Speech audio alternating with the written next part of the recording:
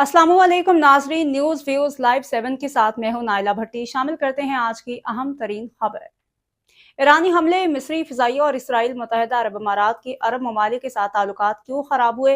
मुत्तहिदा अरब अमारात और मिस्र के सदर मिस्री लड़ाका तैयारी के साथ ईरान के खिलाफ अमरीका और इसराइल की जंग के दौरान मुत्तहिदा अरब अमारात सुर्खियों में रहा है और हालिया अमरीकी हमलों के बाद एक बार फिर मुल्क की वज़ारत दिफ़ा ने ऐलान किया है कि ईरान की जानिब से ड्रोन और मिसाइल हमले किए गए हैं।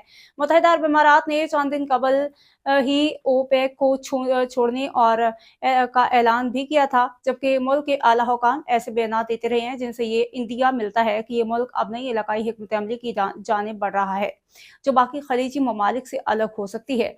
इसकी एक मिसाल मिस्री फ़िज़ाइया की तैनाती से भी मिलती है, जिसकी मुत्तहिदा अरब अमारात में मौजूदगी का सबूत इस वक्त सामने आया जब यूएई की वज़ारत दफ़ा ने सोशल मीडिया पर एक पोस्ट में बताया कि शेख मोहम्मद बिन जायद ने मिस्री सदर के हमरा मिस्री लड़ाका तैयारों के स्क्वाड्रन का दौरा किया। ताहम ये वाज़ेह नहीं है कि ये तैनाती कब हुई। याद रहे कि पाकिस्तान की फ़िज़ाइया ने भी कुछ अर्सा कबल ही सऊदी अरब में लड़ाका तैयारे भेजे हैं। इस तहरीर में BBC अरबी ने ये जायजा लेने की कोशिश की है कि मुत्तहिदा अरब अमारात और दीगर खलीजी ममालिक के दरमियान ताल्लुकात क्यों कर इस नहज पर पहुंचे और इसके पीछे कौन कौन से अवामिल मौजूद हैं। ईरान के खिलाफ अमरीकी बहरी नाकाबंदी से किसको सबसे ज्यादा नुकसान हुआ? ईरान के वज़ीर ख़ारजा अब्बास अराग़ची ने अपना हरमज़ खोलने का ऐलान किया है।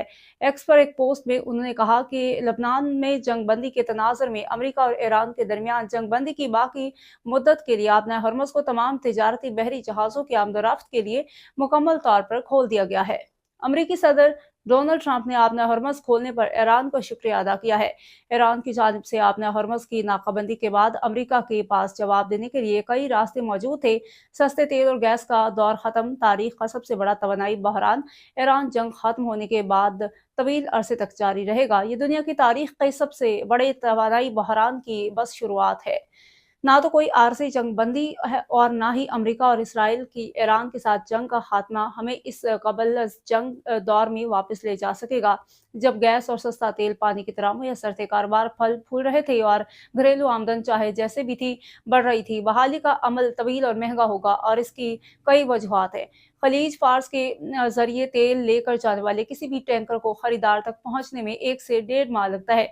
जंग शुरू हुए 1.5 माह हो चुका है, अब जाकर दुनिया को तेल की हकीकी किल्लत का सामना होगा, क्योंकि आपने हरमज़ इस तमाम अरसे के दौरान मौसर तौर पर बंद रही है।